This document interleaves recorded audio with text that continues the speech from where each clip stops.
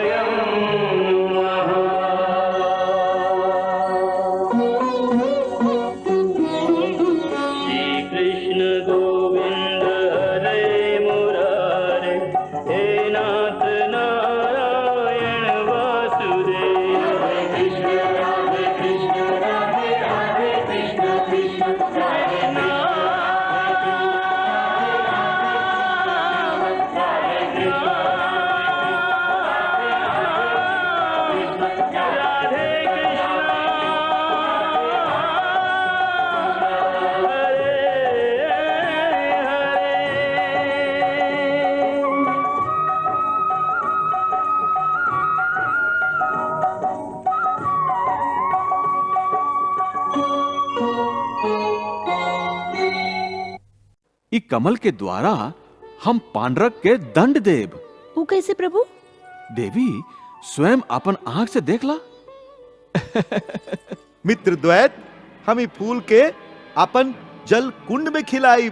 हाँ, बाकी गंधमादन पर्वत पर जाए से लोग घबरालन, कहेलन ई फूल के केहू ना तोड़ सकेला। तोड़ ना सकेला? यदि सांच है तो ये फूल यहाँ आइल कैसे? हमके ये फूल चाहिए और हम इनका प्राप्त करके रहब। हाँ, ई प्रयास मत करी, ई फूल के तोड़ल असंभव है महाराज। असंभव के संभव बनावल द्वैत जानेला। हमार शक्ति के आगे सब कुछ संभव है।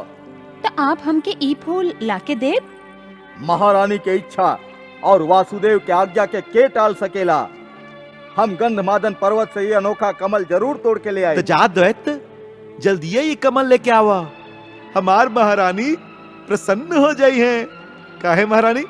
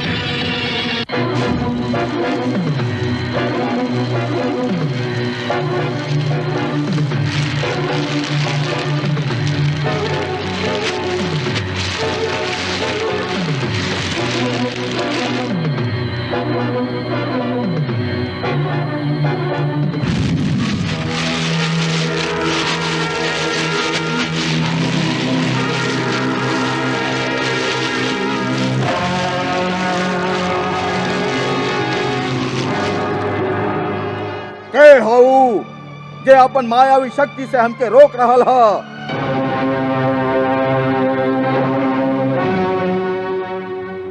प्रभु श्री राम,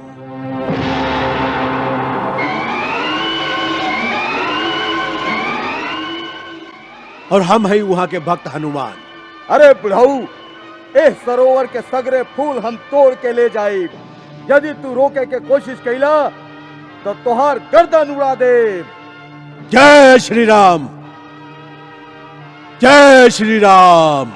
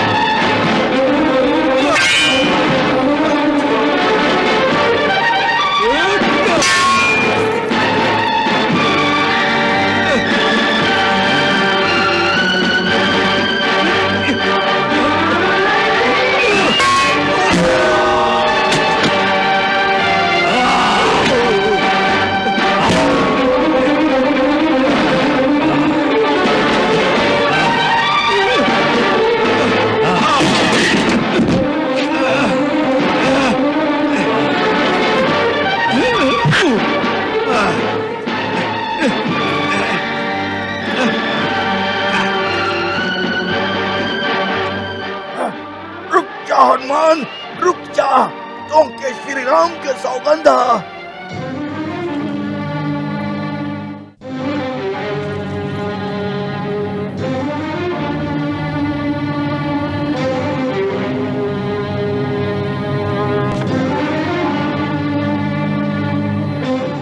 प्रभु, ये अच्छा अवसर है। आपके संकेत के अनुसार हमें असुर के छोड़ देते हैं। ये पाखंडी जरूर धोखा दी ही और हमके बंदी बनाई। एह बहाने हम एकरा संगे चल जाई और पौंड्रक के पास पहुंच के ओकरा अंतिम चेतावनी देव कि यदि वो अपना आप के वासुदेव समझल ना छोड़लस तब फिर हमार प्रभु ओकर वध कर दी है। हमके आज्ञा दी।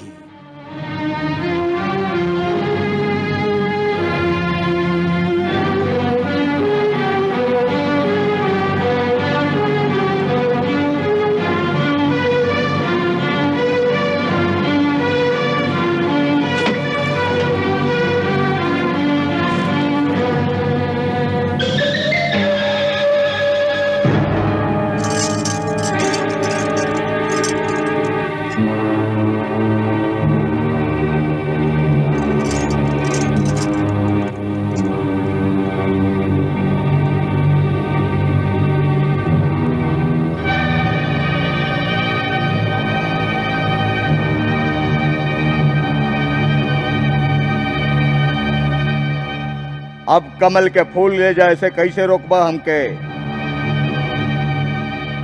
जय श्री राम।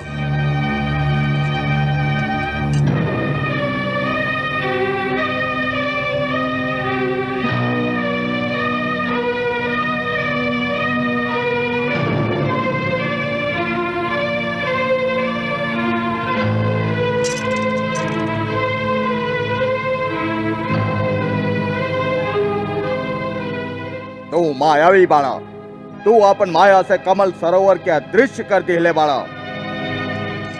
तुहारे अपराध के दंड हम तो के यही पल दे सकीले, बाकी हम ऐसा ना करब। अब तो के खाली मृत्यु दंड मिली, और ई दंड तो के वासुदेव पांडुरंग दी हैं।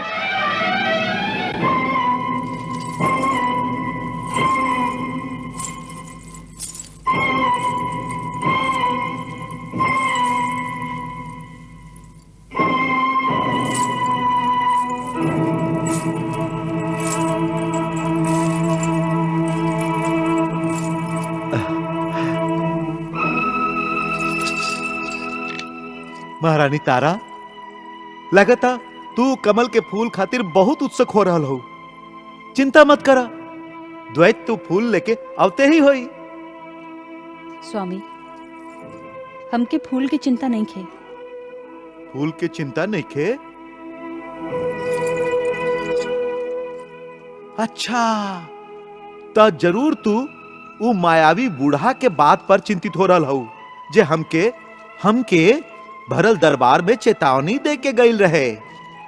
स्वामी, बूढ़ा कह के आप उनकर अनादर मत करी। अच्छा तू अब तक ओकरा हनुमान समझत हूँ? हनुमान हमरा या आपके समझे या ना समझे से का हो खेला। सांच तो सांच हो खेला। दिन के रात कहे से सूरज अंधेरा में तना छुप जाला, ना रात के दिन कहे से रात में सूरज उगेला। हम मानी या ना मानी, यदि ऊ हनुमान ह त ह, और ना ह त ना ह। क्षमा करी स्वामी।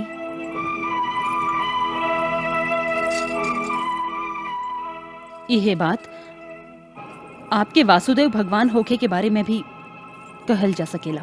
तारा, वो पागल बूढ़ा हनुमान होखे या ना होखे, तू कौन हनुमान से कम नहीं खू। हमरे लंका के जरा दिहल चाहेलू? हाँ ना स्वामी ना, हम तो आपके पौंड्रक नगर के बचावल चाहत हई। ऐसे पहले की कौनो हनुमान एक के जरा के राख कर डारे। हाँ? भगवान वासुदेव के नगरी के राख कर डारी। हम राख कर देव हनुमान के। द्वैतवानर के, द्वैतवानर के, द्वैतवानर के, द्वैतवानर के, द्वैतवानर के, द्वैतवानर के, द्वैतवानर के, द्वैतवानर के, द्वैतवानर के। बधाई होके भगवान वसुदेव, बधाई होके। द्वैत वानर आपके खातिर एगो विचित्र उपहार लेके आ रहल बाड़न। हाँ, विचित्र उपहार?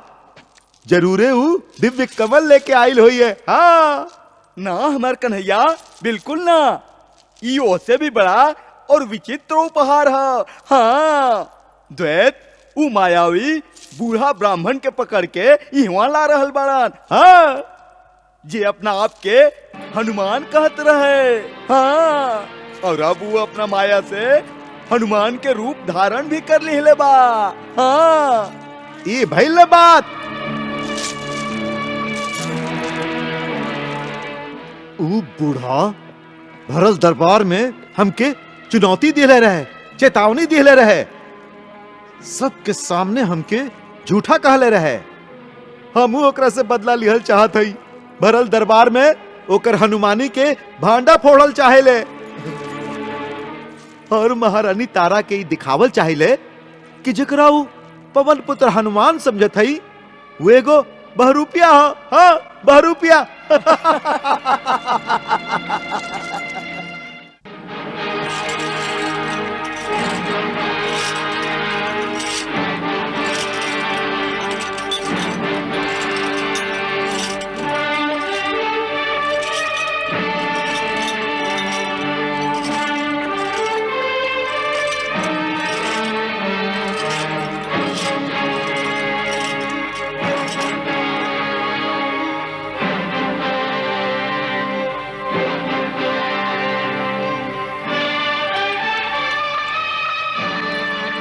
वासुदेव भगवान, हम आपके खातिर संसार के सबसे विचित्र उपहार लेके आयल हैं।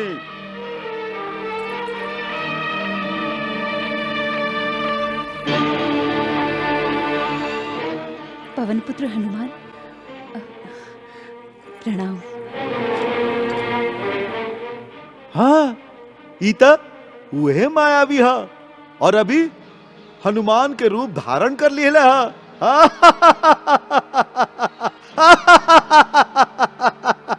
वाह द्वैत वाह, हम प्रसन्न भइली। एह, नकली हनुमान के बंदी बना के तू ये प्रमाणित कर देले बाड़ा कि तू यह युग के सच्चा हनुमान बाड़ा और हम सच्चा भगवान। हाँ।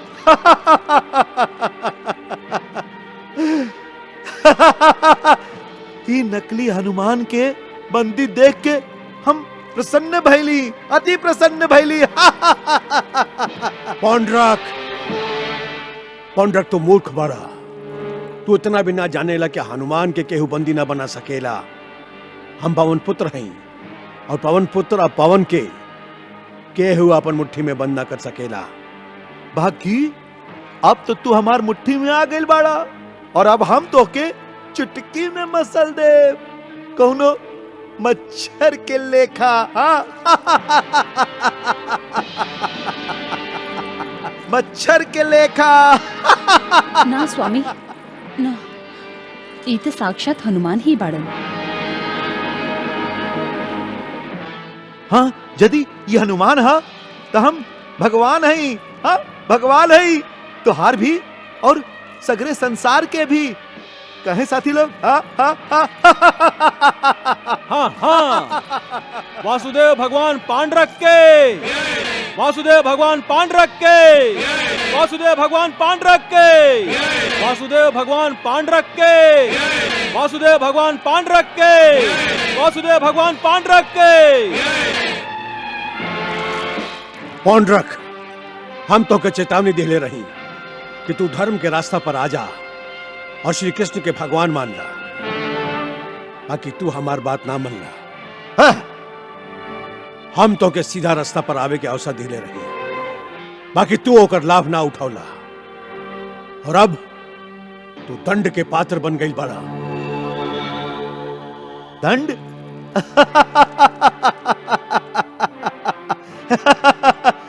हे वृद्ध बानर, तू हमके दंड देबा? तू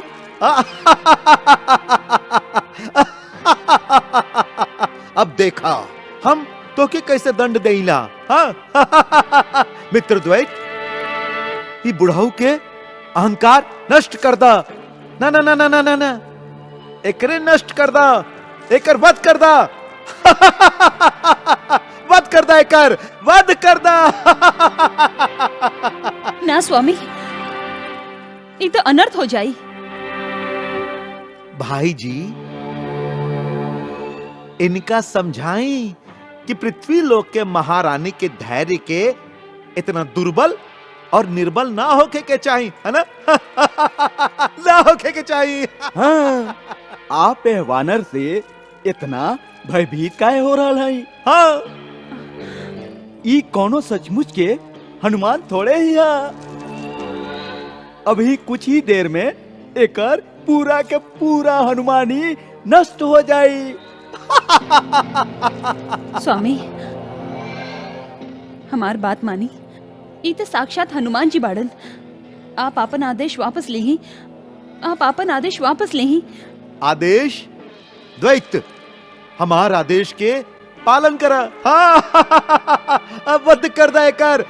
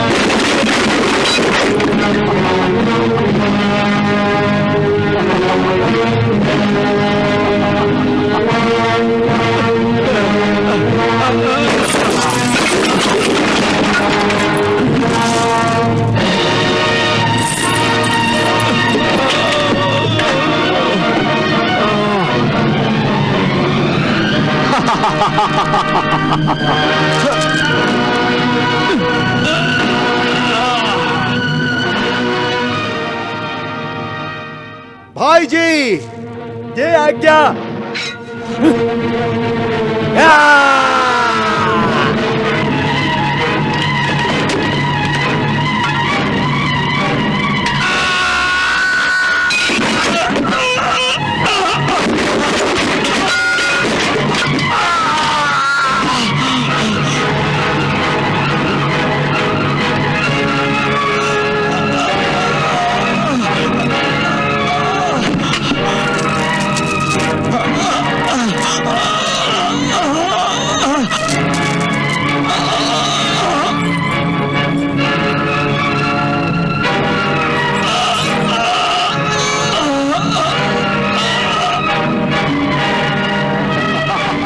कृष्णा